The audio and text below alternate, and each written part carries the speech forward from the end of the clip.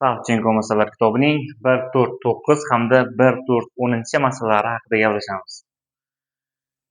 1.4.9 masala sharti quyidagicha demak. Devor A shartda, ya'ni devor qimirlamasdan turibdi. Devor qimirlamasdan tursa V tezlik bilan kelayotgan shartcha alfa burchagi ostida urilsa vertikalga nisbatan, normaliga nisbatan. Vertikal devorning normaliga nisbatan alfa burchagi ostida uriladigan bo'lsa, qanaqa tezlik bilan qaytadi?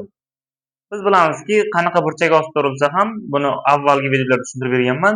Qanaqa tezlik bilan urilsa ham xuddi o'shanaqa tezlik bilan qaytaveradi. Ya'ni V bilan urilyaptimi, V bilan qaytaveradi. Muammo yo'q.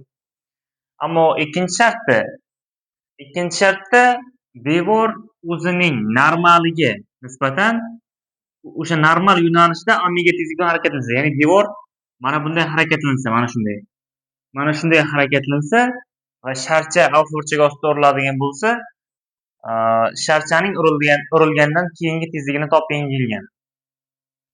Qanday topamiz desa? Xo'p, buni ham demak, buni avvalgi videolarda tushuntirib berganman.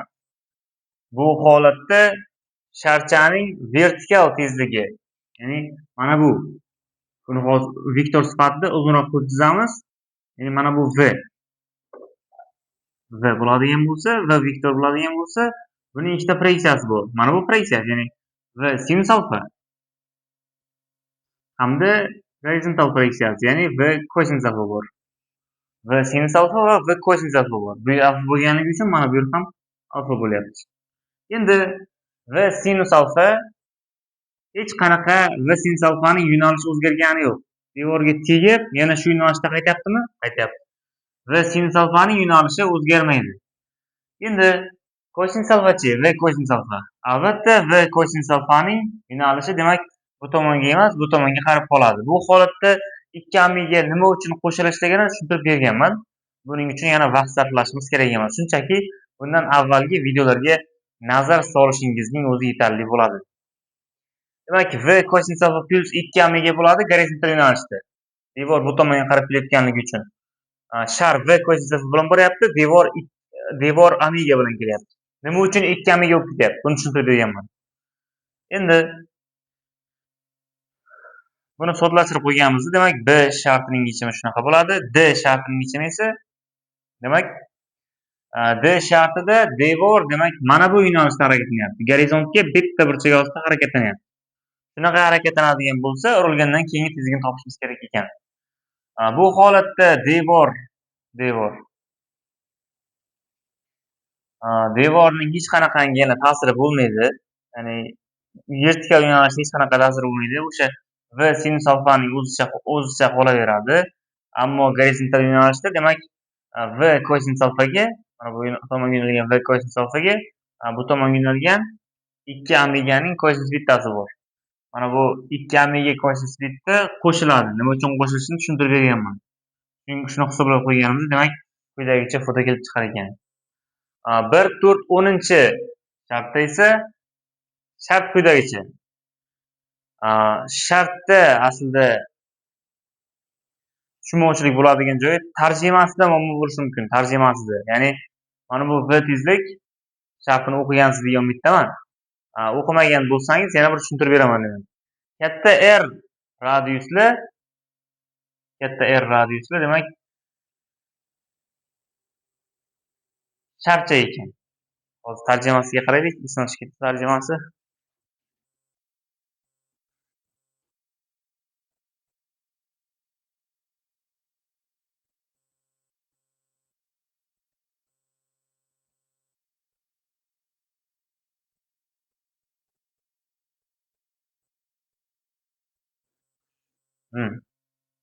Katta R radiusli sferaning ichida kichik R radiusli shartcha. Shar ham sfera shaklida. Farq yo'q. Xullas shunaqa shaklda demak shartcha harakatlanib yuribdi ekan uning ichida. Shu ichida harakatdagi uning chastotasini toping degan. Chastotasini. Avval davrini topishimiz kerak, davrini. Ya'ni 2 marta teginishi orasidagi vaqt.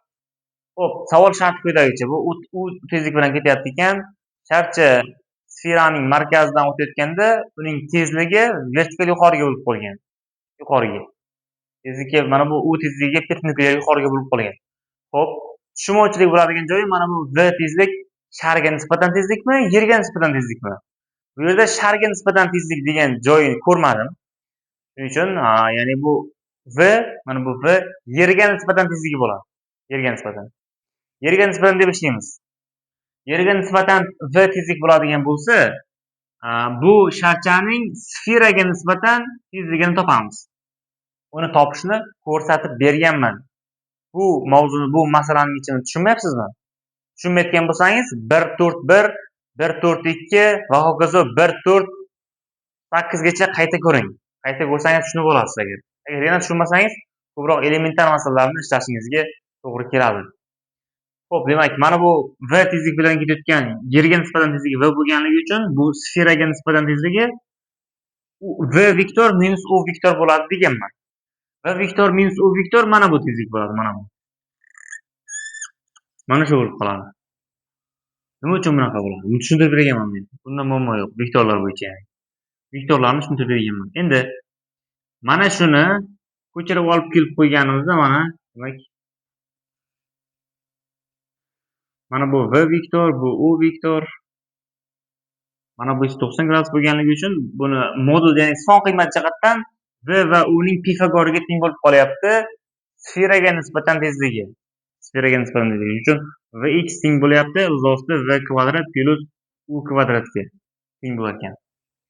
Endi sharcha, demak, sharchaning radiusi va kichkina yerga teng, kichkina yerga teng.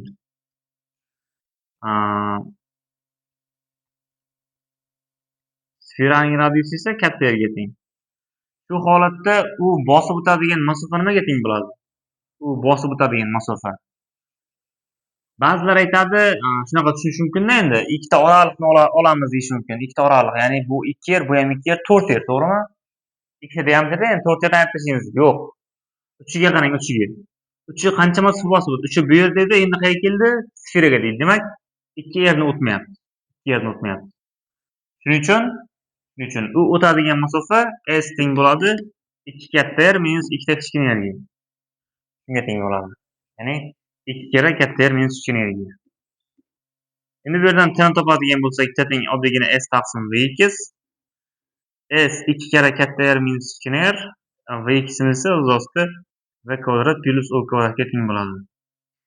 Endi chastota esa 1 taqsim t bo'lganligi uchun o'z ostida v kvadrat plus u kvadrat taqsim 2 ko'paygan katta yer minus kichkina yerga teng bo'ladi. Endi e'tibor beradigan joyimiz mana bu v ni men mana bu v ni yerga nisbatan tezlik deb oldim. Agar o'sha v sferaga nisbatan tezligi deganda nima qilardik savolda? Savolda aytayapti. Sharchaning sferaga nisbatan tezligi vertikal yuqoriga yo'nalgan bo'lsa, uning chastotasini topingiz. Nima qilamiz? Mana bu yerga mavzu chiqqan vektorlar qo'ytirish shart emas. O'zi nisbiy tezlikda v deyaptimi? Deyapti. Deyotgan bo'lsa, endi mana bu sfera harakatlanmaydi u. Nisbiy tezligini oldikmi? Oldik. Bu harakatlanmaydi endi. Ya'ni bunga nisbatan boshlang'ich sinov sistemani shu sfera deb oldik-da, sfera endi harakatsiz deb qaraymiz. Shuning uchun mana bu yerga unaqa holatda oddiygina v taqsim 2 kira katta yer minus kichkina yer bo'laveradi. Qachonki v sferaga nisbatan tezlik deb shartda berilsa.